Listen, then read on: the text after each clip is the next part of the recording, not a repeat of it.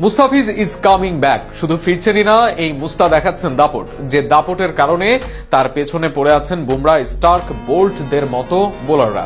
এমনকি ফিজের সমান ম্যাচ খেলে তাকে পরাস্ত করতে পারেনি আর কোনো বোলার। শেষ 2 বছরের পরিসংখ্যান যেন সেটাই বলে। গত 2 বছরে ফিজের সেরা হওয়া নিয়ে বিস্তারিত থাকছে প্রতিবেদনে। 3 দলের লড়াইয়ে দাম ঠেকেছে 9 কোটি 20 লাখ রুপিতে। বিশ্লেষকরা বলেন এই দামটা আরো বাড়তো, হয়তো 14 কোটির অধিক মূল্য দল পেতে পারতেন মুস্তাফিজ। বাংলার মুস্তাফিজকে নিয়ে কারাকারি হতে পারতো আরো, কিন্তু এর পরেও বাংলাদেশিদের মাঝে সর্বোচ্চ দাম মুস্তাফিজুরের। ফিজকে নিয়ে যে কারাকারি লেগেছে সেটাই প্রমাণ করে আন্তর্জাতিক অঙ্গনে কি চাহিদা সম্পন্ন ফিজ। কিন্তু সেই দাম কি না বুঝেই দিয়েছে ফ্র্যাঞ্চাইজি মালিকরা। এর আগে আইপিএল একাধিকবার অবিকৃত থেকেছেন, একাধিকবার ভিত্তিমূল্যে তাকে কেনা হয়েছে।